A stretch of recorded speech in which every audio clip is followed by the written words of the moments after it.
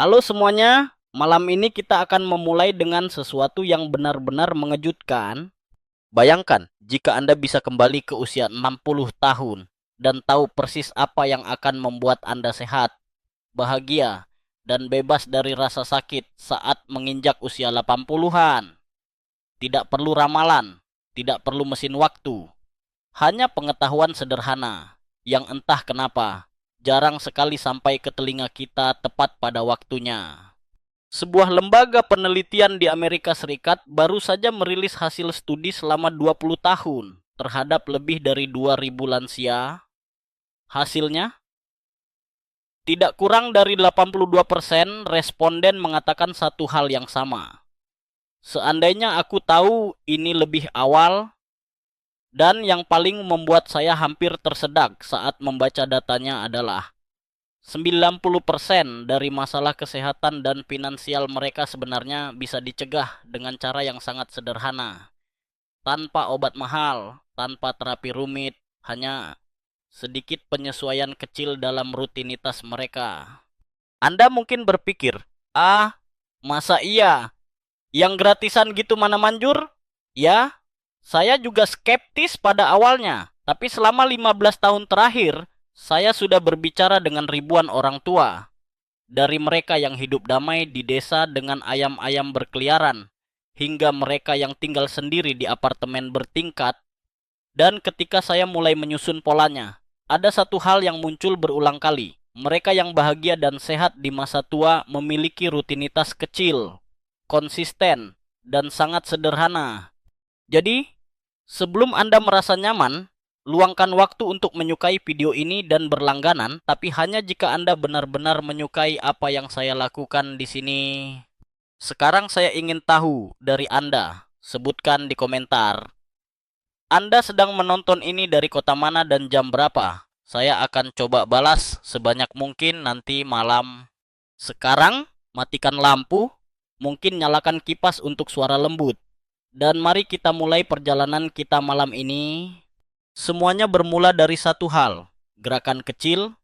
Saya ingat betul, ada seorang nenek bernama Bu Ratna, usianya 78 tahun, tinggal sendiri setelah suaminya meninggal. Saya bertemu dengannya saat melakukan survei lapangan untuk penelitian ini.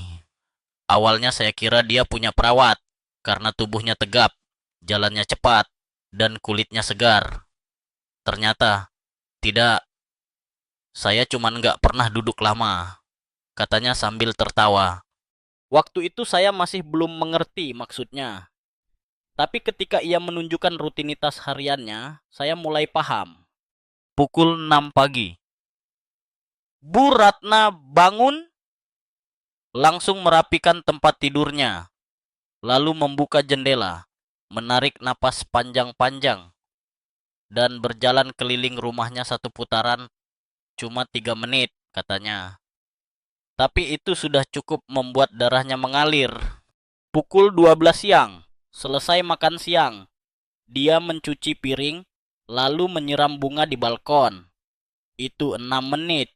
Kira-kira, ujarnya santai sambil menyekat tangannya dengan lap kecil. Pukul 7 malam. Saat orang lain duduk terpaku di depan TV. Bu Ratna berdiri, lalu berjalan di tempat sambil menonton sinetron favoritnya. Terkadang ia juga memungut sapu dan mulai menyapu lantai. Sekadar iseng. 9 menit berlalu tanpa terasa. 3, 6, 9. Total 18 menit gerakan setiap hari. Tidak ada treadmill, tidak ada kelas yoga, tidak ada sepatu lari mahal. Hanya dia, rumahnya, dan sedikit tekad. Tapi inilah yang menarik. Ketika diperiksa secara medis, tensi Bu Ratna stabil, kolesterolnya rendah, dan ia tidak minum satupun obat harian. Dulu, saya minum 2 jenis obat darah tinggi, katanya. Tapi setelah 2 tahun begini, dokter bilang saya boleh berhenti. Saya tahu apa yang Anda pikirkan. Itu kan dia, saya lain. Tapi percayalah, Anda pun bisa mulai dari satu hal saja. Misalnya, berdiri setiap kali iklan muncul di televisi. Kedengarannya sepele. Tapi tahukah Anda, Menurut Harvard Health, duduk sepanjang hari, bahkan jika Anda rutin olahraga 1 jam di pagi hari, masih berbahaya bagi jantung, punggung, dan sistem metabolisme Anda. Duduk lama memperpendek umur, bahkan beberapa pakar menjuluki kursi empuk sebagai the new cigarette. Nah, kembali ke penelitian yang saya sebutkan di awal, yang dilakukan selama 20 tahun. Mereka menemukan bahwa para lansia yang memiliki rutinitas gerakan kecil harian, seperti berjalan ke dapur untuk minum, berdiri saat menerima telepon, menyapu ringan, atau sekadar merapikan meja makan memiliki 46% lebih rendah risiko terkena penyakit degeneratif. Tentu saja saya tidak meminta Anda langsung lari keliling komplek malam ini. Tapi bayangkan jika Anda hanya menambahkan satu kebiasaan kecil tiap 3 hari.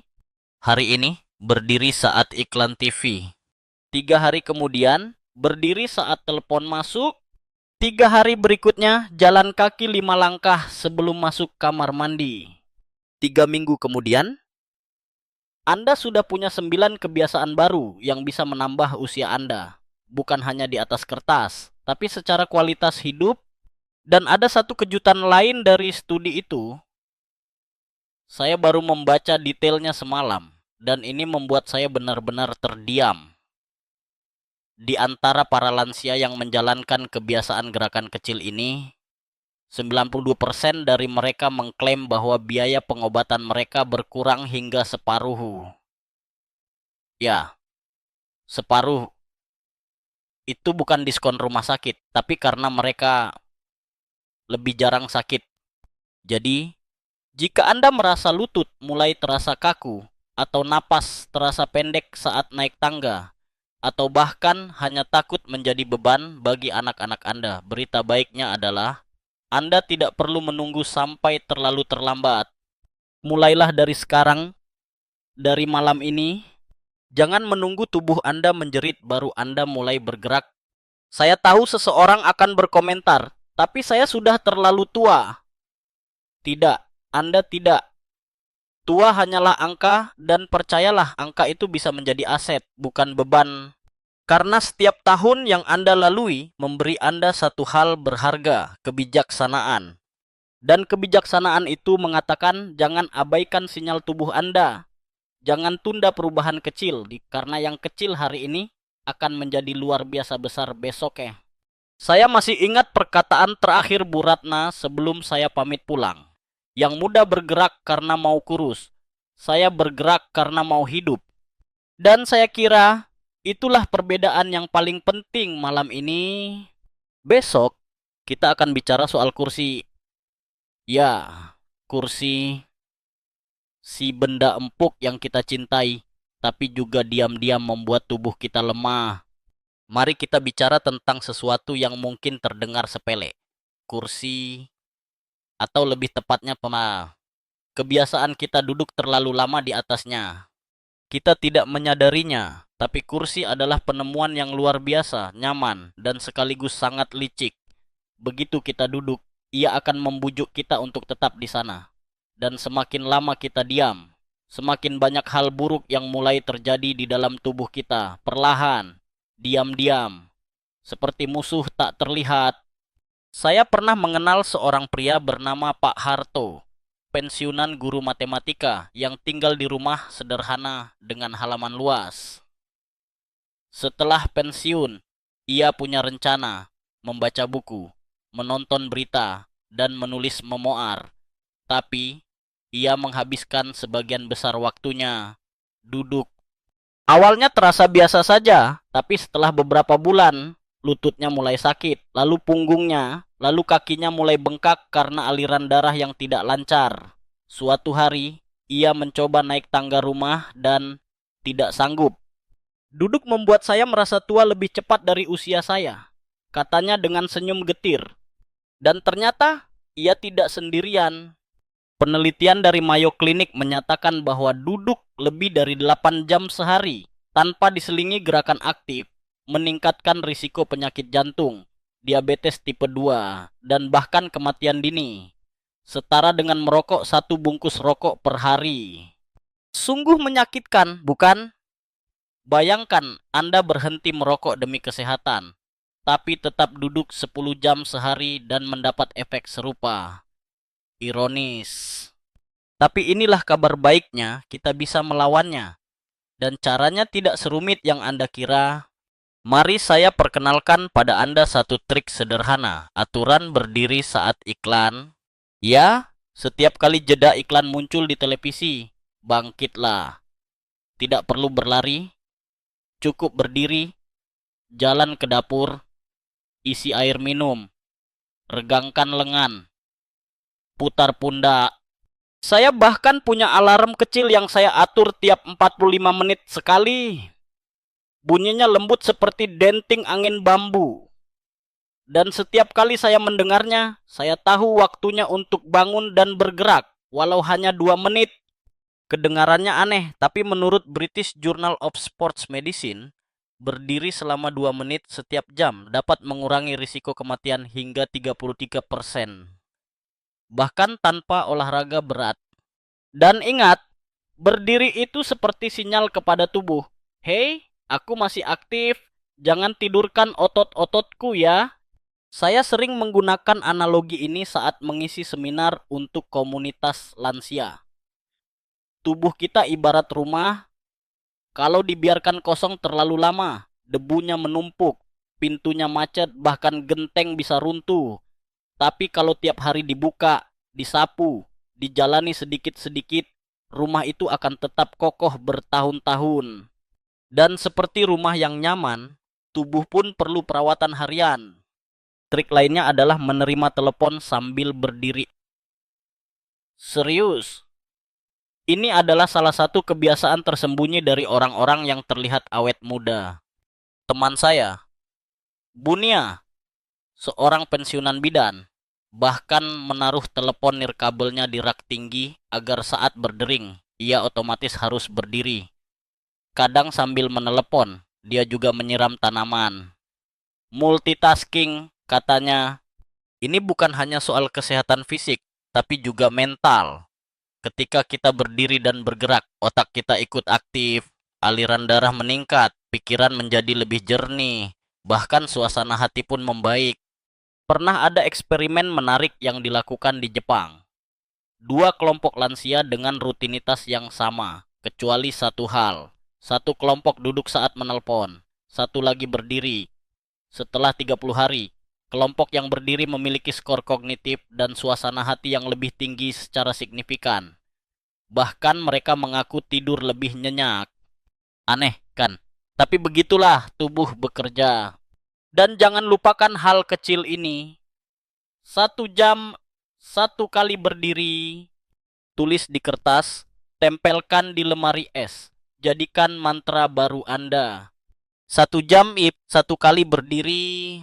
Ingat, kita tidak sedang berbicara tentang perubahan besar, tapi tentang akumulasi perubahan kecil. Setiap berdiri membantu memperkuat tulang belakang Anda. Setiap langkah membantu mencegah kekakuan sendi. Setiap peregangan membantu menyehatkan jantung Anda. Dan seiring waktu, kebiasaan kecil ini membentuk gaya hidup baru yang lebih aktif, lebih sehat, dan lebih hidup. Saya pernah membuat tantangan kecil untuk para lansia yang saya dampingi. Buat grafik duduk Anda. Satu kotak untuk tiap jam. Tandai dengan warna merah jika Anda duduk penuh, hijau jika Anda berdiri di tengahnya, biru jika Anda jalan kaki ringan. Setelah seminggu, mereka datang sambil tertawa. Pak, saya jadi terobsesi bikin grafik warna-warni. Tapi di balik canda itu, ada perubahan nyata. Pak Harto, yang tadi saya ceritakan di awal po, mulai mengubah rutinitasnya. Awalnya hanya berdiri saat iklan, lalu berjalan-jalan keliling taman kecil setiap sore, lalu ikut komunitas senam ringan tiap Kamis pagi. 6 bulan kemudian, ia sudah bisa naik tangga dengan tenang. Dan lebih dari itu, wajahnya bersinar. Duduk memang nyaman, tapi berdiri membuat saya merasa hidup lagi. Katanya, kali ini dengan senyum yang berbeda, lebih cerah, lebih percaya diri. Jadi, malam ini saya ingin meninggalkan Anda dengan satu pertanyaan kecil. Berapa jam Anda duduk hari ini? Dan berapa kali Anda berdiri dengan sengaja? Tulis jawaban Anda di kolom komentar. Dan mari kita saling memberi semangat. Karena perubahan kecil hari ini bisa jadi penyelamat Anda di kemudian hari. Dan kalau Anda merasa sendirian dalam perubahan ini, tidak, kita melakukannya bersama-sama. Besok malam, kita akan masuk ke rumah Anda. Ya, rumah Anda sendiri. Dan saya akan tunjukkan bagaimana rumah bisa jadi tempat olahraga paling efektif tanpa Anda harus mengeluarkan biaya. Tapi malam ini cukup berdiri dulu. Setidaknya sekali sebelum tidur, saya akan ajak Anda melakukan sesuatu yang mungkin belum pernah Anda lakukan sebelumnya. Membuat rumah Anda memaksa Anda untuk bergerak. Kedengarannya agak konyol, saya tahu. Tapi tunggu dulu. Kita semua suka rumah yang nyaman, benar. Sofa empuk, remote TV di samping bantal, camilan dalam jangkauan, dan lampu yang bisa dipadamkan tanpa harus berdiri. Sayangnya, kenyamanan seperti itu adalah jebakan. Beberapa tahun lalu, saya mengunjungi seorang sahabat lama, Bu Lastri. Rumahnya bersih, rapi, harum. Tapi saya langsung memperhatikan sesuatu. Semua barang penting, air minum, remote, obat, bahkan tongkat berada dalam radius 1 meter dari kursinya. Itu semua biar gampang, katanya sambil tertawa kecil. Dan saya mengangguk, memang gampang, tapi juga sangat pasif. Saya tidak langsung berkomentar, tapi di benak saya, sebuah istilah dari dunia akademik langsung muncul. Penguatan inersia domestik. Artinya, rumah kita secara tidak sadar membentuk perilaku diam. Semakin mudah kita mendapatkan sesuatu tanpa bergerak, semakin jarang kita bergerak. Dan disitulah ide ini muncul. Buat rumah Anda menjadi sekutu kesehatan Anda, bukan musuhnya. Mari saya beritahu 3 cara sederhana untuk melakukannya. Semuanya saya pelajari dari lansia-lansia cerdas yang mengubah hidup mereka hanya dengan memindahkan benda-benda kecil. Pertama, jauhkan remote. Sederhana, bukan? Letakkan remote TV di atas lemari kecil, bukan di samping Anda. Jadi saat ingin mengganti channel, Anda harus berdiri. Ini bukan soal kenyamanan, ini soal mendorong tubuh untuk bergerak, walau hanya 5 langkah. Bu Lastri mencoba ini. 2 minggu kemudian, dia bilang, ternyata berdiri-berdiri itu bikin pinggang saya nggak sakit lagi ya. Kedua, pindahkan benda penting ke ruangan lain. Misalnya, taruh obat di dapur. Letakkan buku bacaan di kamar tidur. Benda kecil ini akan membuat Anda harus berjalan untuk mengambilnya. Terdengar remeh? Mungkin. Tapi saat Anda melakukannya 5-10 kali sehari, itu berarti Anda sudah berjalan lebih dari 300 langkah tambahan. Gratis. Tanpa perlu treadmill. Ketiga, tambahkan ritual sebelum masuk ruangan kita. Ini favorit saya. Saya menyebutnya putaran sakral. Sebelum masuk kamar mandi, jalan memutar ruang tamu dulu. Sebelum masuk kamar tidur, jalan memutar meja makan. Ritual ini membuat rumah Anda menjadi semacam arena berjalan ringan, tanpa terasa seperti olahraga. Dan anehnya, Anda tidak akan merasa bosan, karena rumah Anda tidak berubah. Tapi cara Anda menjalaninya, itulah yang berubah. Di Jepang, konsep ini bahkan memiliki nama, Kaidan Undo, atau latihan tangga. Mereka secara sadar menempatkan barang-barang di lokasi yang mendorong mereka naik turun tangga setiap hari. Bahkan ada komunitas lansia di Osaka yang berkompetisi siapa yang paling banyak terjebak oleh rumahnya sendiri untuk bergerak. Tentu, tidak semua dari kita tinggal di rumah bertingkat. Tapi prinsipnya sama, buat rute, bukan jalan pintas. Saya pernah menyarankan seorang pria berusia 83 tahun untuk meletakkan gelas minumnya di kamar mandi. Ia menatap saya dengan heran. Kenapa bukan di dapur aja? Supaya Anda harus ke kamar mandi lebih sering. Jawab saya. Beberapa hari kemudian ia menelepon sambil tertawa. Saya nggak hanya lebih sering jalan, Pak, tapi jadi lebih banyak minum air juga. Dan itulah efek domino dari strategi ini. Rumah yang mengundang gerakan ibarat tubuh yang tetap aktif. Tentu saja, semua ini tidak akan berarti jika Anda tidak punya niat bermain-main sedikit. Ya, saya bilang bermain-main. Karena hidup di usia lanjut bukan berarti harus selalu serius. Justru sebaliknya, semakin kita bisa menemukan permainan dalam rutinitas, semakin menyenangkan proses perubahan itu. Saya sendiri menerapkan hal ini meski belum lanjut usia. Misalnya, saya sembunyikan charger HP saya di lemari dapur, jadi kalau mau isi daya, saya harus jalan ke sana. Kadang saya kesal juga, tapi tubuh saya berterima kasih diam-diam. Ada sisi menyenangkan dari menciptakan sistem kecil ini, semacam perasaan bahwa Anda masih memegang kendali atas lingkungan Anda ya. Dan bagi banyak lansia, itu adalah bentuk kebebasan yang sangat berharga. Saya tahu sebagian dari Anda mungkin berpikir, saya sudah capek, masa harus dipersulit sendiri? Tapi coba bayangkan ini, setiap langkah kecil yang Anda ambil hari ini mungkin menyelamatkan Anda dari jatuh di kamar mandi bulan depan. Setiap sedikit usaha untuk berdiri bisa membuat Anda tetap berjalan mandiri di usia 90. Dan kalau Anda butuh semangat tambahan, buatlah peta gerak rumah, gambar denah rumah Anda. Lalu beri tanda di mana Anda bisa tambahkan gerakan. Di dekat TV, di lemari dapur, di meja kerja, buat jalurnya. Dan beri nama yang lucu, rute semangat, jalur ninja lansia, atau sirkuit anti pegal. Saya pernah membuat versi saya sendiri, dan saya beri nama jalur penunda mager. Karena setiap kali saya merasa malas, saya lihat peta itu dan tertawa. Malam ini, saya ingin Anda memilih satu hal kecil saja. Letakkan remote TV Anda 5 meter dari kursi. Atau pindahkan gelas favorit Anda ke kamar sebelah. Itu saja.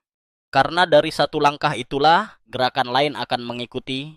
Dan Anda akan menyadari bahwa rumah Anda bukan hanya tempat tinggal, tapi juga tempat penyembuhan, tempat pembentukan kebiasaan, tempat pemulihan tubuh dan semangat. Besok malam, kita akan masuk ke hal yang lebih lembut, tapi jauh lebih penting. Bukan soal kaki, bukan soal tangan, tapi soal otak Anda. Karena ternyata, yang membuat kita cepat menua, bukan hanya tubuh yang melemah, tapi juga pikiran yang perlahan diam. Dan kita akan membangunkannya bersama. Sekarang, mari kita pindah dari tubuh ke sesuatu yang sedikit lebih rumit, pikiran kita. Saya ingin mulai bagian ini dengan sebuah pertanyaan. Kapan terakhir kali Anda benar-benar melatih otak Anda? Bukan hanya dengan menonton berita atau mendengar ceramah di radio. Saya maksudkan benar-benar menggunakan otak Anda, mendorongnya untuk bekerja aktif, seperti otot yang sedang latihan beban.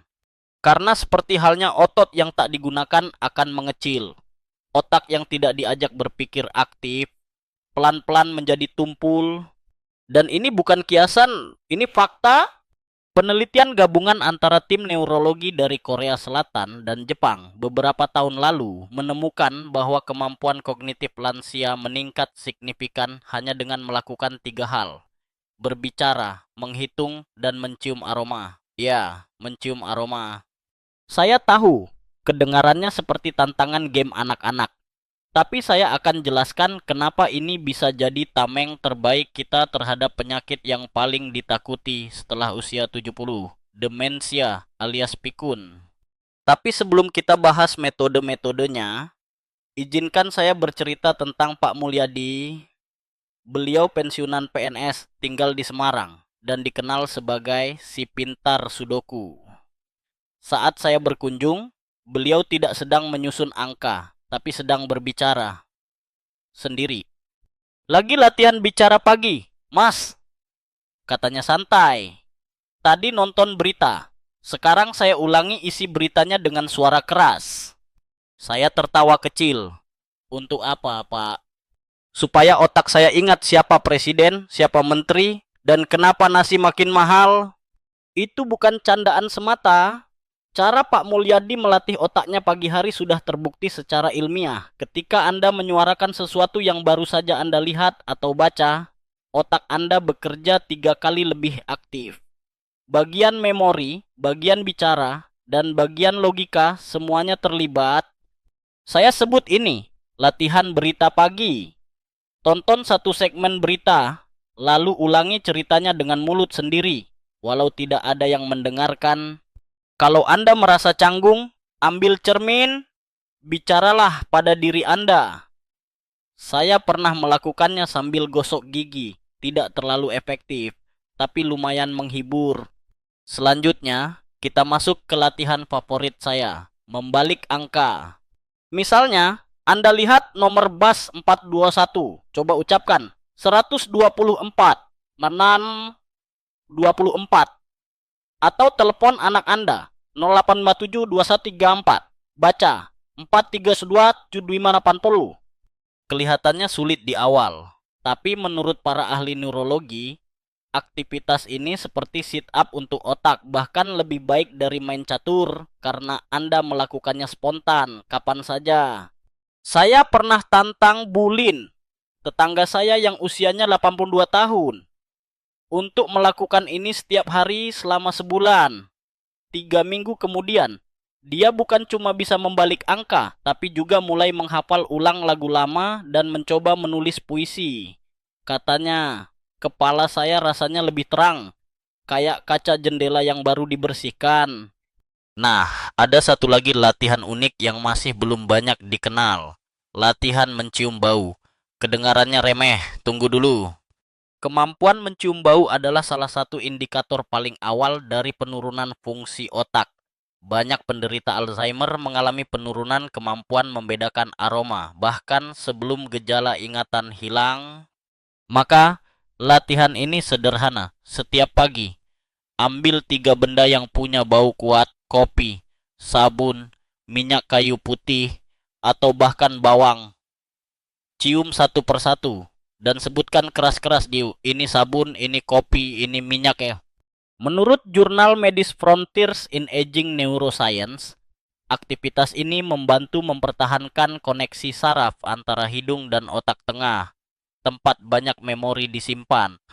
Bu Lilis, mantan guru kimia berusia 75 tahun, punya ritual menarik. Ia menaruh 3 botol kecil berisi bahan berbeda di dapur. Setiap pagi, sebelum memasak, ia mengendusnya satu persatu. Rasanya seperti uji praktikum laboratorium, tapi ini untuk kepala sendiri, katanya sambil tertawa.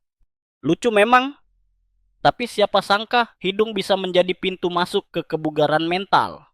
Selain itu, ada satu lagi yang sangat saya sukai, menggunakan tangan yang tidak dominan. Kalau Anda kidal, coba buka pintu dengan tangan kanan.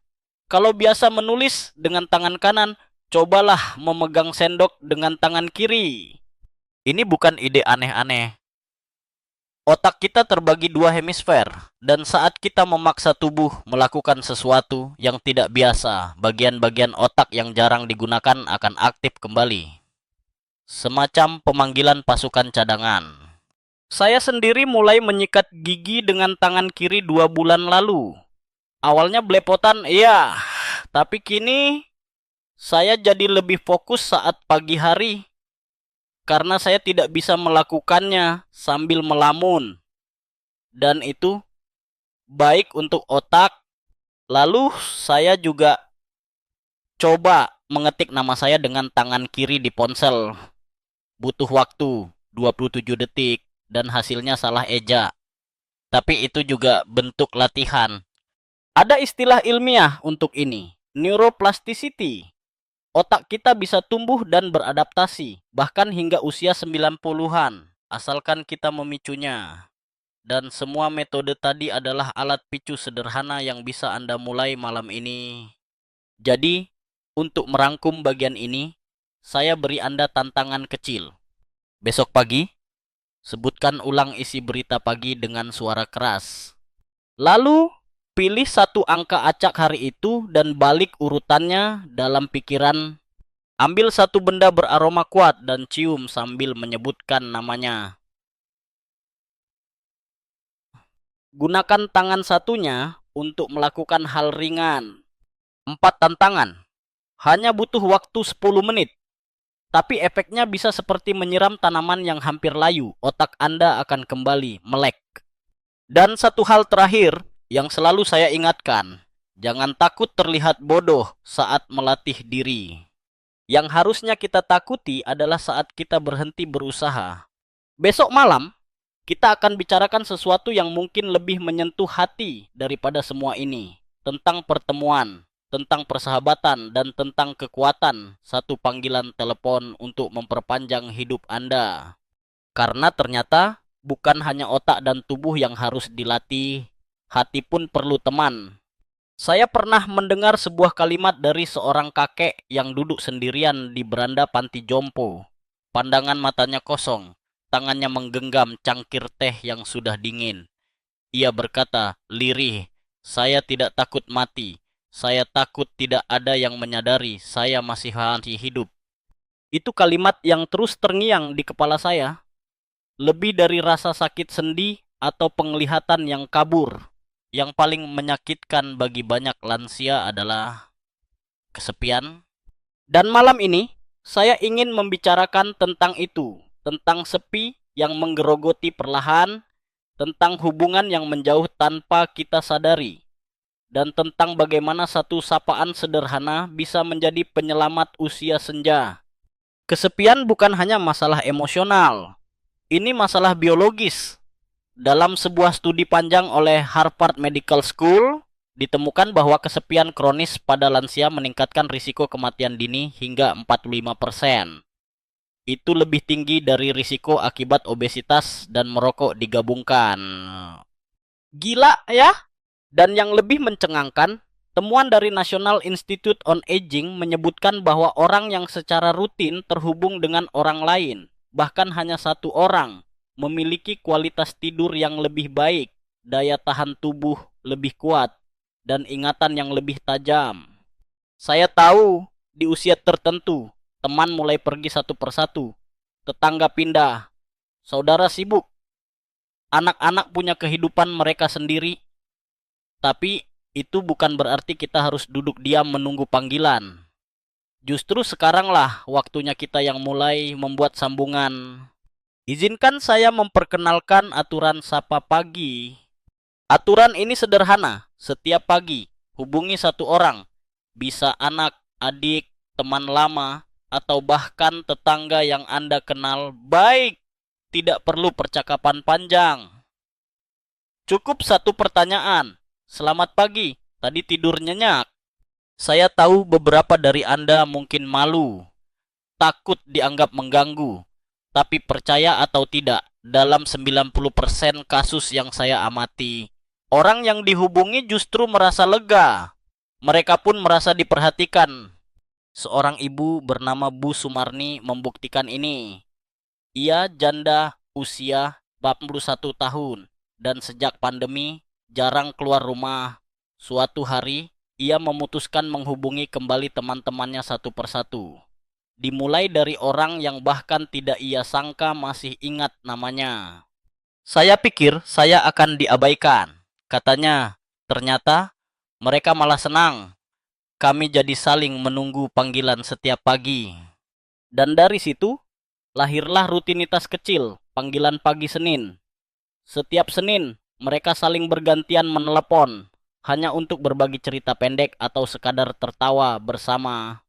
Itu mungkin terdengar tidak penting bagi orang muda. Tapi bagi mereka, bagi kita yang mulai mendekati senja, itu bisa menjadi sumber kehidupan. Berikutnya, izinkan saya memperkenalkan sesuatu yang saya sebut sebagai hukum janji Kamis. Setiap Kamis, buatlah satu janji pertemuan. tidak harus mewah.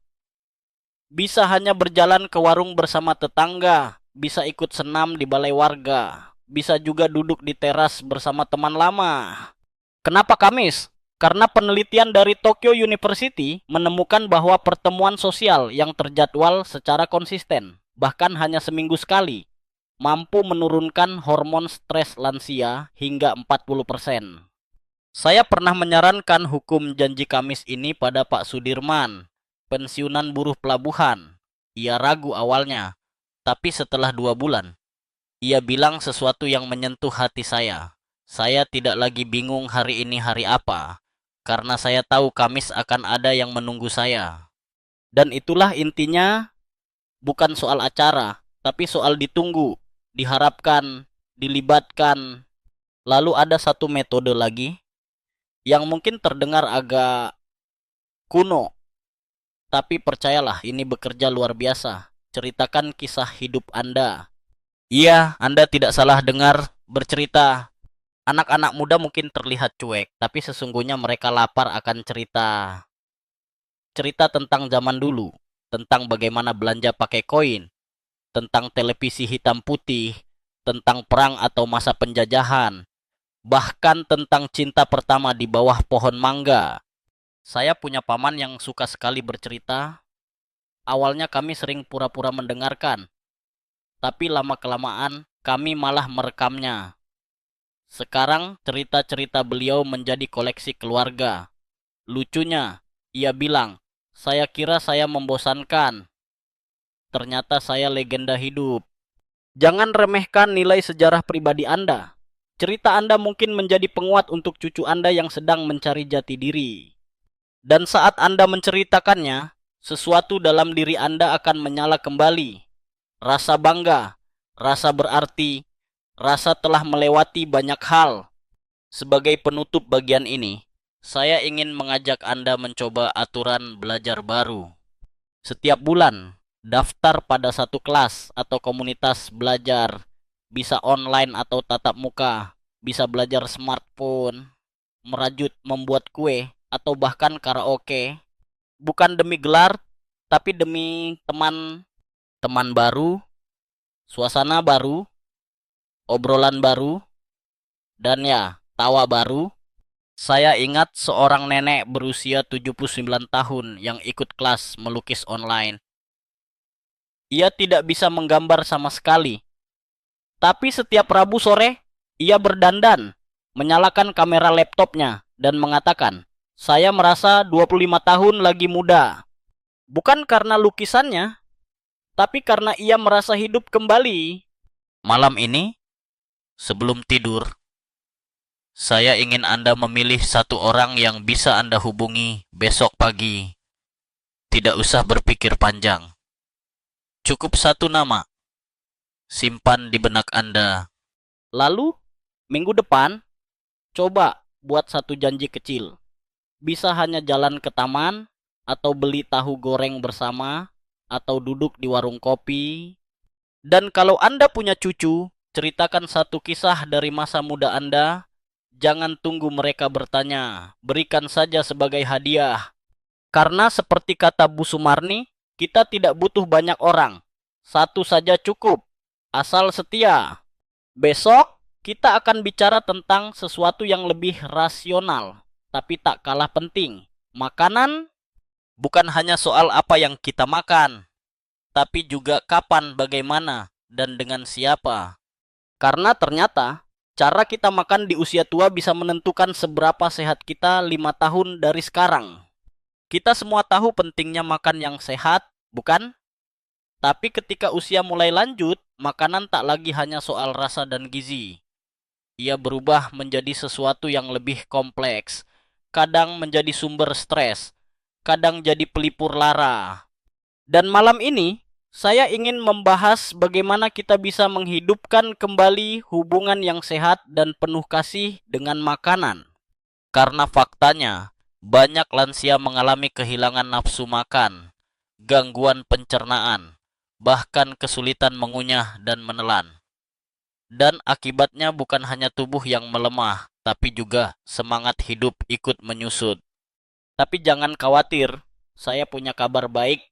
Sebuah studi menarik dari sebuah universitas ternama di Indonesia mengungkap bahwa lansia yang mengikuti pola makan sederhana selama 6 bulan mengalami peningkatan signifikan dalam energi, suasana hati, bahkan frekuensi tidur nyenyak. Dan ketika saya bilang sederhana, saya sungguh-sungguh tidak ada makanan super mahal, tidak ada suplemen yang bikin dompet menangis. Mari kita mulai dari metode yang saya sebut sebagai metode pelangi. Setiap hari, usahakan makan minimal 5 warna berbeda. Merah, tomat, apel, semangka. Kuning, pisang, labu, jagung. Hijau, bayam, kangkung, mentimun. Putih, nasi, tahu, kol. Hitam, jamur, ketan hitam, kacang hitam. Mengapa warna? Karena tiap warna mengandung antioksidan dan fitonutrien yang berbeda. Dan tubuh kita, terutama saat menua, membutuhkan variasi ini untuk memperbaiki sel dan menjaga sistem kekebalan tetap waspada. Bu Sri, seorang nenek berusia 83 tahun, menceritakan pengalaman lucunya. Ia mulai menerapkan pola makan warna-warni, lalu berkata, rasanya seperti masak untuk pesta tiap hari, padahal cuma makan sendiri. Dan efeknya nyata. Dalam 3 minggu, beliau merasa lebih ringan saat bangun pagi, dan kulitnya tampak lebih cerah. Selanjutnya adalah trik minum air dengan bijak. Banyak lansia yang mengalami dehidrasi tanpa menyadarinya. Mereka berpikir, saya nggak haus kok. Tapi tubuh kita di usia senja sudah tidak lagi memberi sinyal haus sejelas dulu. Jadi apa solusinya? Gunakan metode 4 cangkir sehari. 1 gelas setelah bangun tidur. 1 gelas sebelum sarapan. 1 gelas sebelum makan siang. 1 gelas sebelum makan malam. Bukan hanya untuk menghidrasi, tetapi juga untuk membantu pencernaan dan menjaga fungsi ginjal. Saya pernah menyarankan ini kepada Pak Jo, seorang veteran perang yang punya masalah batu ginjal. Setelah 3 minggu, ia berkata sambil tersenyum malu, saya jadi lebih sering ke kamar mandi, tapi sekarang pipis saya bening seperti air kelapa. Ya, mungkin agak berlebihan, tapi Anda mengerti maksudnya. Trik berikutnya, makan sedikit, tapi sering. Di usia muda, kita terbiasa dengan pola makan besar 3 kali sehari. Tapi bagi lansia, itu bisa terlalu berat bagi sistem pencernaan. Cobalah pola 5 kali makan ringan. 7 sema, bubur atau roti dan telur rebus. Atil tulau, buah potong, pepaya atau pisang. 12 satu, nasi setengah porsi dengan sayur dan lauk. 15 aswau, segelas susu atau yogurt. 18 mau, sup bening dan ubi kukus. Dengan cara ini, perut tidak pernah benar-benar kosong atau terlalu penuh. Dan yang lebih penting, tubuh mendapatkan pasokan energi stabil sepanjang hari. Dan jangan lupakan pahlawan tersembunyi nutrisi lansia, protein. Ketika kita menua, tubuh kehilangan massa otot lebih cepat. Itu sebabnya lansia mudah jatuh dan sulit bangun kembali. Tapi kabar baiknya, kita tidak perlu makan steak setiap hari. Sumber protein yang ramah lansia ada di mana-mana. Tempe, tahu, telur, ikan, dan susu. Bahkan 1 telur sehari sudah cukup membantu memperbaiki jaringan tubuh dan menjaga kekuatan otot. Bu Neneng, pensiunan guru TK yang saya dampingi dalam program Sehat di Rumah, mengaku takut makan telur karena kolesterol. Tapi setelah mendapat penjelasan dari dokter bahwa 1 telur per hari masih aman untuk kebanyakan orang, ia pun mulai makan telur rebus setiap pagi. Hasilnya, tanyanya sambil menunjukkan lengannya. Sekarang saya bisa bawa cucu saya naik motor tanpa pegal. Nah, sekarang kita bicara tentang bagaimana kita makan. Terlalu sering kita makan sambil menonton TV atau tergesa-gesa. Dan itu membuat tubuh tidak benar-benar menyadari bahwa kita sedang makan. Salah satu metode paling efektif yang saya ajarkan adalah mengunyah minimal 20 kali setiap suapan, dan mematikan TV selama makan. Ini tidak hanya membantu pencernaan, tapi juga membuat makanan terasa lebih nikmat. Otak Anda punya waktu untuk memproses rasa, dan tubuh Anda punya waktu untuk merasa kenyang. Pak Karto, seorang petani pensiun, berkata setelah sebulan mencoba ini, "Dulu saya makan nasi 3 sendok besar. Sekarang cukup 2 sendok kecil, tapi rasanya puas." Itu karena tubuhnya benar-benar menikmati makanan, bukan sekadar menelannya. Terakhir, jangan lupakan satu hal penting yang sering kita abaikan, suasana makan. Makan sendiri di meja kecil sambil menatap tembok putih bisa sangat menurunkan selera, tapi makan sambil mendengar lagu lawas atau sambil ngobrol ringan bisa meningkatkan hormon serotonin dan memperbaiki nafsu makan secara alami. Jika memungkinkan, undang tetangga sekali seminggu untuk makan siang bersama, atau makan sambil menelepon anak, bahkan menyapa hewan peliharaan saat makan bisa memberikan kehangatan emosional yang memperkaya pengalaman makan. Karena, seperti kata salah satu lansia bijak yang pernah saya temui, makanan tidak hanya untuk perut, tapi juga untuk hati. Besok malam, kita akan bahas tempat paling penting di dunia yang sering kita abaikan keselamatannya. Rumah kita sendiri. Saya akan bawa Anda menjelajahi bagaimana mengganti satu lampu dan meletakkan satu kursi bisa menyelamatkan nyawa. Ya, seserius itu. Tapi malam ini, sebelum tidur, cobalah ambil kertas dan tuliskan apa saja 5 warna makanan yang Anda makan hari ini. Kalau belum cukup, kita mulai besok. Karena tubuh Anda, sama seperti pelangi, membutuhkan semua warna untuk bersinar kembali. Saya ingin mengajak Anda berjalan-jalan ke dalam rumah Anda sendiri, tapi kali ini kita melihatnya dengan cara yang berbeda, sebagai medan yang penuh potensi, bahaya diam-diam. Saya tidak sedang dramatis, ini fakta. Sebuah laporan dari Rumah Sakit Universitas Nasional di Seoul menyebutkan bahwa 80% kasus masuk rumah sakit pada lansia disebabkan oleh kecelakaan di dalam rumah. Dan yang lebih mencengangkan, 95% dari kejadian itu bisa dicegah dengan perubahan kecil yang tidak mahal. Ya, bukan renovasi besar, tapi hanya dengan mengganti bola lampu, menempelkan stiker, atau meletakkan satu kursi. Malam ini, saya ingin Anda bayangkan, Anda sedang menyusuri rumah sendiri bersama saya. Kita mulai dari tempat yang paling penting, pencahayaan. Semakin bertambah usia, mata kita makin lambat menyesuaikan diri terhadap perubahan cahaya, dari terang ke gelap, atau sebaliknya. Itu sebabnya, banyak lansia tersandung bukan karena karpet, tapi karena tidak bisa melihat karpet itu. Solusinya, ganti semua lampu di area penting, kamar mandi, dapur, lorong, dan tangga dengan lampu yang lebih terang. Gunakan LED 12-15 watt dengan warna putih, netral. Pasang saklar tambahan dekat tempat tidur dan pintu kamar mandi. Dan ini favorit saya, tempelkan stiker fosfor menyala dalam gelap di saklar. Pak Adnan, usia 77 tahun, pernah jatuh karena mencari saklar kamar mandi di tengah malam. Setelah memasang stiker menyala, dia berkata sambil tertawa, "Sekarang saklar saya kayak mercusuar kecil." Lalu kita masuk ke zona licin nan berbahaya, kamar mandi. Tempat ini adalah penyebab utama jatuh pada lansia. Lantai basah, sabun licin, dan tidak ada tempat pegangan saat berdiri. Tapi saya punya 3 solusi murah dan langsung efektif. Pasang karpet anti-selip di depan dan dalam kamar mandi. Tambahkan pegangan tangan dekat kloset dan shower. Gunakan kursi mandi kecil jika Anda sering pusing atau lelah saat berdiri lama. Semua itu bisa Anda beli dengan harga kurang dari Rp200.000.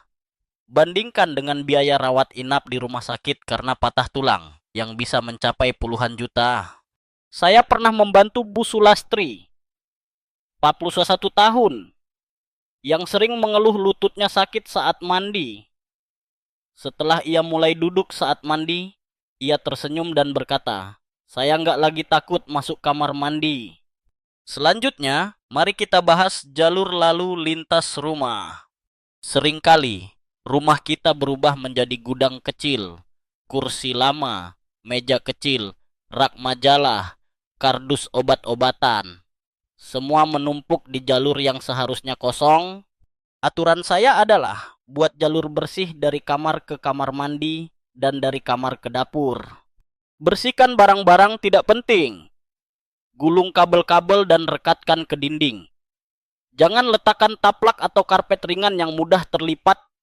Ganti dengan karpet berat atau tanpa karpet sama sekali. Saya ingat saat mengecek rumah seorang ibu di Jakarta Barat. Saya menemukan 14 benda kecil yang bisa menyebabkan tersandung. Setelah disingkirkan, ruangannya terasa lebih luas dan yang terpenting, lebih aman. Dan kemudian, ada prinsip penting yang saya sebut aturan jangkauan tangan. Setiap benda yang sering digunakan, obat, kacamata, buku doa, remote TV, gelas air, baju dalam, harus berada di tinggi pinggang. Tidak terlalu tinggi, tidak terlalu rendah. Karena setiap kali Anda harus meraih ke atas atau membungkuk ke bawah, risiko jatuh meningkat drastis. Letakkan rak kecil dekat tempat tidur. Tambahkan kantong gantung di sisi ranjang. Pakai box plastik dengan roda di bawah tempat tidur. Solusi praktis untuk menghindari tragedi besar. Dan ini satu yang sering saya sarankan tapi masih banyak diabaikan. Kursi santai di area transisi. Letakkan kursi kecil di dekat pintu masuk rumah. Letakkan satu lagi di dapur. Ide ini saya pelajari dari komunitas lansia di Belanda, di mana mereka menyebutnya bangku penyelamat. Kenapa? Karena kemampuan berdiri lama menurun seiring usia. Jadi saat ingin memakai sepatu, duduk. Saat menunggu air mendidih, duduk. Saat menyambut tamu, duduk. Jangan anggap duduk itu kelemahan. Anggap itu strategi pemulihan tenaga. Dan terakhir, mari kita bicara tentang suhu. Tubuh lansia jauh lebih sensitif terhadap perubahan suhu. Perbedaan 3-4 derajat antara ruang tamu dan kamar mandi bisa menyebabkan pusing bahkan pingsan. Solusinya, gunakan termometer ruangan dan pasang di tempat terlihat. Atur suhu rumah antara 23-26 derajat jika ada AC atau kipas angin. Gunakan water heater sederhana di kamar mandi agar suhu tidak mengejutkan. Lapisi lantai dengan karpet berat atau alas kaki berbahan kain jika lantai terlalu dingin. Bu Ani, 8 tahun, pernah jatuh karena kaget saat kakinya menginjak lantai dingin subuh hari. Sejak ia memakai sandal tidur berbahan wol, kejadian itu tidak pernah terulang lagi. Yang ingin saya sampaikan malam ini adalah ini. Anda tidak harus menunggu seseorang jatuh baru bertindak. Karena perubahan kecil hari ini, karpet baru, lampu yang lebih terang, rak yang lebih rendah, bisa menyelamatkan Anda dari rasa sakit, trauma, dan kehilangan kemandirian. Dan jangan berpikir Anda harus mengubah semuanya malam ini. Tidak. Mulailah dari satu hal saja. Misalnya, besok ganti lampu kamar mandi. Lusa, beli karpet anti-selip.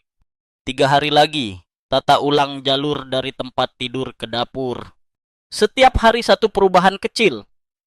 Dan dalam sebulan, rumah Anda bukan hanya menjadi lebih nyaman, tapi juga lebih hidup, lebih aman, lebih menyelamatkan. Besok malam, kita akan menyentuh topik yang mungkin paling sering kita hindari. Uang, bukan hanya bagaimana mendapatkannya, tapi bagaimana menjaga dan menggunakannya dengan bijak di usia lanjut. Agar bukan kita yang dikuasai uang, tapi kita yang memegang kendali. Dan malam ini, sebelum tidur, coba lihat sekeliling kamar Anda. Apakah ada satu benda yang berpotensi membuat Anda tersandung dalam gelap? Jika ya, ubahlah posisinya. Karena hidup di usia senja seharusnya tidak penuh rasa takut, tapi penuh rasa tenang. Dan semuanya bisa dimulai dari satu langkah kecil di rumah Anda sendiri. Saya tahu, berbicara soal uang bukan topik favorit banyak orang. Bahkan sebagian besar dari kita tumbuh dengan anggapan bahwa uang itu tidak pantas dibicarakan.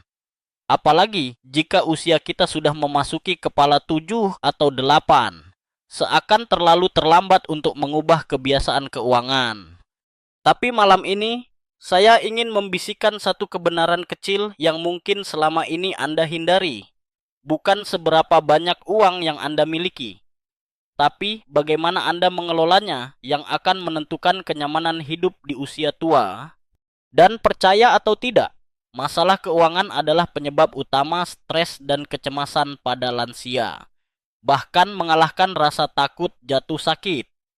Menurut data dari Lembaga Penelitian Lansia Nasional, 70% masalah ekonomi yang dialami lansia berasal dari pengeluaran tak terduga, bukan dari kurangnya pemasukan. Artinya, kita sering kalah bukan karena pendapatan sedikit, tapi karena tidak siap saat pengeluaran mendadak muncul. Jadi malam ini, mari kita belajar bukan cara menjadi kaya, tapi cara menjadi cerdas dalam mengelola pengeluaran. Pertama, audit pengeluaran tetap. Ambil kertas dan pena. Tuliskan semua pengeluaran bulanan yang bersifat tetap. Listrik, air, pulsa, langganan TV kabel, biaya iuran lingkungan, dan ya, premi asuransi. Lalu tanyakan pada diri Anda 3 hal. Apakah saya benar-benar membutuhkan ini? Apakah ada versi lebih murah? Apakah saya pernah memeriksa apakah ini masih relevan? Bu Dewi, 76 tahun, menemukan bahwa dia masih membayar 2 premi asuransi yang tumpang tindih sejak 2012. Setelah berkonsultasi dengan agen asuransinya, 1 bisa dibatalkan dan penghematannya mencapai begat 30.000 per bulan. Uang itu sekarang dia gunakan untuk ikut kelas melukis. Dan tentang langganan, banyak orang tua tidak sadar masih berlangganan majalah digital, aplikasi ponsel, atau layanan streaming yang sudah tidak digunakan. Anak atau cucu dulu mendaftar, lalu lupa membatalkannya. Coba periksa ulang rekening atau tagihan digital Anda. Kedua, dana darurat terpisah. Bukan, saya tidak menyuruh Anda membuat tabungan dengan angka 0 banyak, tapi cukup 2 kantong terpisah. Kantong pertama, untuk kebutuhan harian, makan, transportasi, obat-obatan. Kantong kedua, untuk kebutuhan tak terduga, rawat inap, servis peralatan rumah, sumbangan sosial mendadak. Pak Tono, seorang mantan montir usia 79 tahun, menyimpan 2 kaleng biskuit besar. Yang satu bertuliskan besok, satunya darurat. Ia menyisihkan 10.000 per hari ke masing-masing kaleng. 6 bulan kemudian, ia mampu membayar biaya servis kulkas dan beli kacamata baca baru tanpa harus meminjam dari anaknya. Kedengarannya lucu, ya, tapi prinsipnya luar biasa efektif. Dan untuk yang terbiasa dengan bank, buat 2 rekening tabungan. 1 bisa Anda tarik dengan mudah. 1 lagi tanpa kartu ATM. Hanya bisa diakses lewat buku. Itu akan memberi batas psikologis agar Anda tidak tergoda menggunakannya. Ketiga, manfaatkan hak dan diskon lansia. Tahukah Anda, di Indonesia, lansia berusia 60 tahun ke atas punya hak atas banyak fasilitas, tapi hanya sedikit yang benar-benar memanfaatkannya. Di banyak kota, lansia bisa mendapatkan diskon transportasi umum, kereta, bus Transjakarta, MRT, pemeriksaan kesehatan gratis di puskesmas, potongan biaya rumah sakit daerah, akses ke taman budaya dan museum tanpa biaya, subsidi obat tertentu dengan KTP lansia. Sayangnya, banyak dari ini tidak disosialisasikan dengan baik. Maka, tugas Anda adalah bertanya, jangan malu. Bu Sarimah, Pampon 2 tahun, Dulunya membayar 70.000 untuk pemeriksaan tensi dan gula darah setiap bulan di klinik swasta. Setelah mengetahui haknya, ia sekarang rutin ke puskesmas tanpa biaya. Hemat? Tentu. Tapi yang lebih penting, ia merasa dihargai oleh negara. Saya juga menyarankan agar Anda membuat daftar manfaat lansia yang belum saya gunakan. Tanyakan ke RT, puskesmas, atau bahkan tanya ke cucu Anda yang aktif di internet. Siapa tahu ada beasiswa pelatihan, voucher kesehatan, Bu, atau komunitas lansia di daerah Anda yang bisa diakses dengan gratis. Berikutnya adalah soal kemandirian keuangan di tengah ketergantungan emosional. Saya tahu ini sensitif. Banyak orang tua bergantung pada anak mereka secara finansial. Tapi kenyataannya, tidak semua anak siap atau sanggup menanggung orang tua. Apalagi di masa ekonomi sulit. Jadi penting bagi kita untuk berkata pada diri sendiri, saya tetap bisa mengelola hidup saya, sekecil apapun dana saya. Kemandirian bukan soal gengsi, tapi soal martabat. Dan jika Anda memang menerima uang bulanan dari anak, tetap perlakukan itu sebagai alat, bukan jaminan. Gunakan dengan bijak, sisihkan sedikit, dan jangan takut mengatakan, saya cukup. Nah, kalimat sederhana yang punya kekuatan luar biasa. Dan terakhir, mari kita bahas sesuatu yang tak kalah penting, berbagi. Iya, berbagi. Terkadang ada lansia yang menabung dengan ketat hingga lupa menikmati, atau takut berbagi karena merasa akan kekurangan. Tapi yang saya pelajari dari ratusan lansia bahagia yang saya temui adalah ini. Orang yang paling banyak memberi justru paling sedikit merasa kekurangan. Pak Bambang, 45 tahun, punya satu kotak sedekah kecil di rumah. Isinya recehan sisa belanja. Setiap akhir pekan, ia berikan ke pedagang kecil yang lewat. Saya merasa kaya, Mas, walau uang saya tak seberapa, katanya. Dan saya percaya itu karena saat kita berbagi, kita menyadari bahwa uang hanyalah alat dan kebahagiaan. Itulah tujuan malam ini. Sebelum tidur, ambil waktu 5 menit, lihat kembali pengeluaran Anda. Tanyakan, apakah ini perlu? Apakah ini memberatkan saya? Dan catat satu hal yang bisa Anda ubah minggu ini. Karena uang bisa jadi teman terbaik atau beban terbesar, tergantung siapa yang memegang kendali. Besok malam, kita akan menyentuh bagian paling lembut dari perjalanan ini. Bukan dompet, bukan tubuh, tapi hati. Tentang bagaimana rasa syukur, tawa kecil, dan ketenangan batin bisa memperpanjang usia dan memperdalam makna hidup kita. Karena pada akhirnya, apa arti semua gerakan, makanan sehat, rumah aman, dan uang cukup jika hati kita masih merasa kosong? Malam ini, kita akan membicarakan sesuatu yang mungkin tidak bisa dilihat, tidak bisa dipegang, Dipu, tapi bisa dirasakan dengan sangat nyata. Sesuatu yang kalau dijaga baik-baik bisa membuat tubuh lebih ringan, tidur lebih nyenyak, dan hidup terasa lebih utuh. Saya sedang bicara tentang hati yang damai. Dan saya tahu, topik seperti ini kadang dianggap remeh. Banyak yang bilang, yang penting makan cukup, badan sehat. Tapi saya yakin Anda juga tahu bahwa hati yang tenang jauh lebih menyembuhkan daripada segudang vitamin. Karena betapapun sehatnya tubuh Anda, jika hati Anda terus merasa kosong, marah, atau gelisah, Anda akan tetap merasa lelah. Maka malam ini, saya akan ajak Anda untuk membuka 3 pintu. Syukur, tawa, dan penerimaan. Mari kita mulai dari yang pertama, syukur. Saya pernah berbicara dengan seorang ibu berusia 86 tahun bernama Bu Uti. Setiap pagi, ia menulis satu kalimat di buku catatan kecilnya.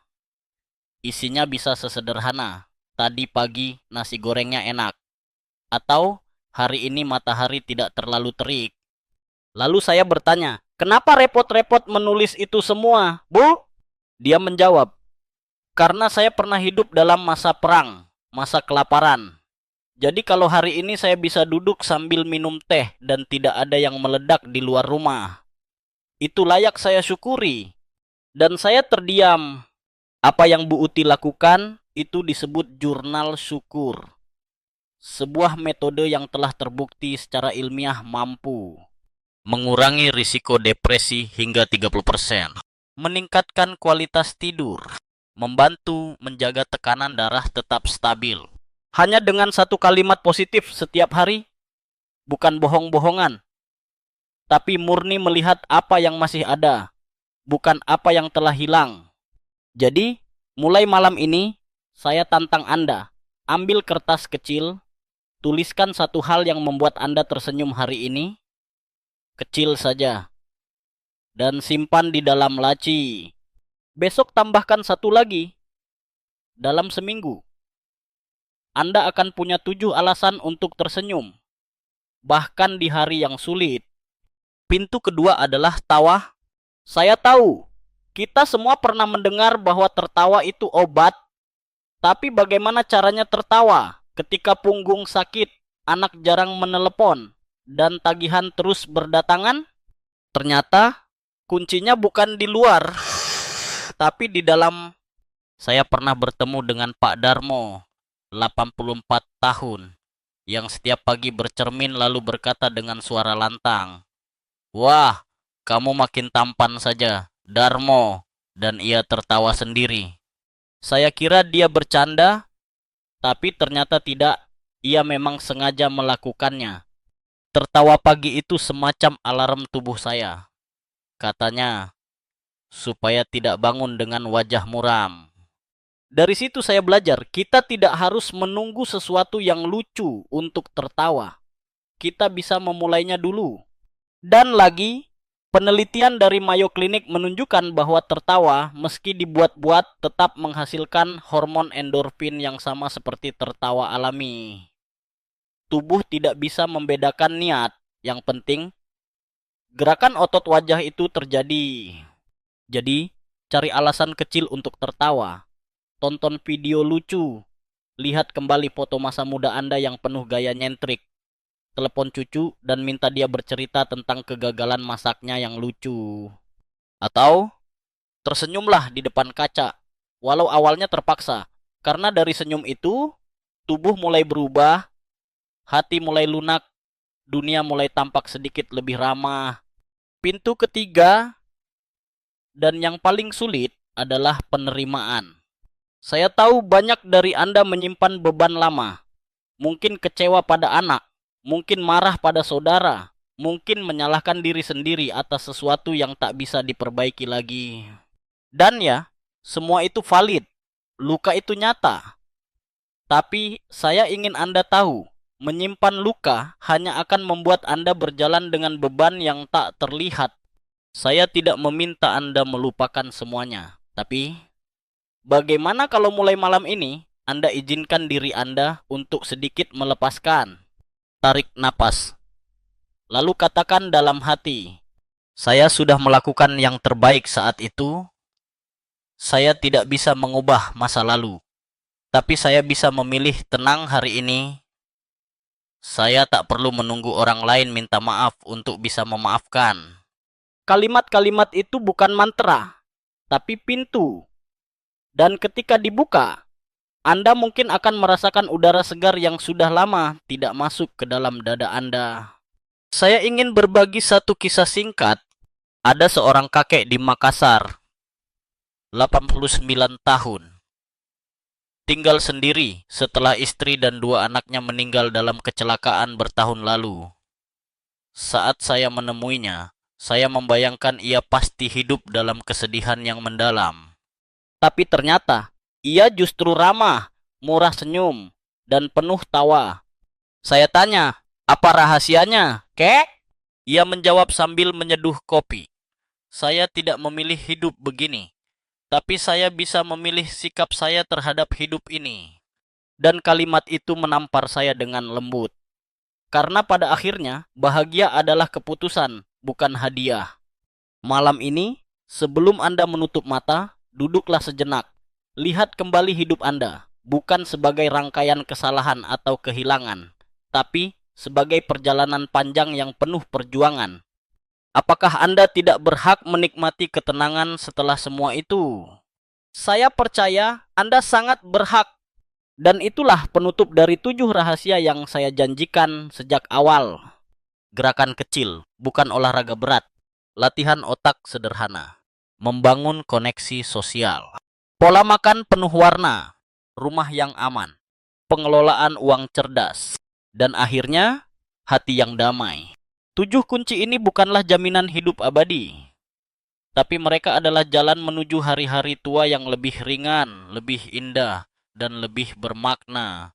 Malam besok, saya akan tutup dengan rangkuman lembut, 300 kata penenang untuk mengantar Anda tidur dengan senyum kecil di wajah. Tapi malam ini, sebelum lampu dimatikan, tarik napas panjang dan ucapkan pelan. Saya baik-baik saja hari ini. Saya bersyukur. Saya cukup. Malam semakin larut. Suara dunia mulai mengecil, lalu lintas melambat. Lampu-lampu rumah mulai padam satu persatu, dan udara mulai menebar bisikan dingin yang lembut. Dan di sini, kita masih bersama, menyusuri langkah demi langkah, dalam perjalanan menuju masa tua yang lebih hangat, lebih ringan, lebih bermakna. Mari kita duduk lebih tenang sekarang, tutup buku catatan Anda, letakkan pena, rebahkan tubuh, biarkan bahu melemas. Tidak perlu berpikir banyak. Saya akan bacakan ulang dengan suara pelan 7 pintu yang telah kita lewati bersama. Kita memulainya dengan gerakan kecil, bukan lari, bukan angkat beban. Tapi cukup bangkit dari kursi saat iklan TV muncul. Jalan di tempat selama 3 menit. Menggerakkan tubuh seperti aliran sungai tenang yang tak pernah berhenti. Lalu, kita bangunkan otak kita yang lama tertidur dengan membalik angka, mencium aroma, dan berbicara lantang setiap pagi. Karena ingatan bukanlah warisan yang melemah dengan usia, tapi taman yang perlu disiram dengan kebiasaan yang sederhana. Kita menyentuh kesepian dan menyadari bahwa satu telepon, satu janji temu, atau satu cerita masa lalu yang dibagikan bisa memperpanjang hidup seseorang, bahkan milik kita sendiri. Lalu, kita perbaiki hubungan kita dengan makanan, bukan dengan suplemen, bukan dengan pantangan ekstrim, tapi dengan warna-warni sayuran, gelas-gelas air bening, dan waktu makan yang lembut, teratur, penuh perhatian. Kita berjalan di dalam rumah kita sendiri, dan melihatnya bukan lagi sebagai tempat tidur dan tembok, tapi sebagai benteng perlindungan yang bisa menyelamatkan kita dari terjatuh secara fisik maupun batin. Kita membuka dompet kita dan menyadari bahwa bukan banyaknya uang yang membuat tenang, tapi sedikit pengeluaran yang tepat dan keberanian berkata, "Saya cukup, saya bijak, saya bisa mengatur ini." Dan terakhir, kita membuka pintu hati dengan syukur yang ditulis, senyum yang dipaksakan menjadi nyata, dan penerimaan bahwa hidup ini tidak harus sempurna untuk bisa dijalani dengan damai. Saya tahu, tidak semua orang yang mendengar ini punya kondisi ideal. Mungkin Anda sedang menghadapi sakit, mungkin keluarga terasa jauh, mungkin ada beban yang belum selesai, tapi percayalah, Anda masih bisa hidup dengan indah, masih bisa menjadi cahaya kecil di lingkungan Anda, masih bisa membagikan senyum yang akan dikenang cucu Anda selamanya. Karena Anda adalah bagian dari generasi yang membangun negeri ini, yang melewati krisis demi krisis, yang bertahan bahkan saat harapan hampir habis. Dan sekarang, Anda berhak beristirahat dengan tenang, tanpa rasa takut, tanpa beban. Besok pagi, matahari akan terbit lagi. Tapi malam ini, sebelum Anda tidur, ucapkan pelan-pelan, "Terima kasih, tubuhku. Terima kasih, pikiranku. Terima kasih, hatiku. Karena terus bertahan." Tenanglah, tutup mata Anda perlahan, biarkan suara saya menjauh, dan hanya gema ketenangan yang tersisa. Hingga esok tiba, dan Anda membuka mata dengan senyum tipis di bibir. Selamat malam. sahabatku. Terima kasih telah menemani saya hingga akhir perjalanan ini. Jika Anda membaca sampai sejauh ini, saya tahu satu hal dengan pasti. Anda peduli. Anda ingin menjalani hari-hari Anda dengan lebih ringan, lebih sehat, dan lebih bermakna. Dan itu adalah keberanian yang tak semua orang punya. Jangan khawatir jika Anda belum langsung bisa menerapkan semua yang telah dibahas. Tidak perlu sempurna, tidak perlu buru-buru. Cukup satu langkah kecil setiap hari. Hari ini berdiri sedikit lebih lama. Besok menghubungi seseorang yang sudah lama tidak Anda ajak bicara. Lusa menambahkan warna baru ke piring makan Anda. Dan bila suatu hari Anda merasa sendiri, lelah, atau ingin menyerah, ingatlah bahwa suara saya masih akan ada di sini. Kembali kapanpun Anda butuh teman malam yang tenang, atau dorongan kecil untuk kembali memulai. Saya akan terus ada di sini untuk membagikan cerita, saran, dan kehangatan yang mungkin tidak Anda temukan di tempat lain. Sampai bertemu di malam-malam berikutnya. Tidurlah dengan tenang. Anda aman, Anda cukup, dan Anda dicintai.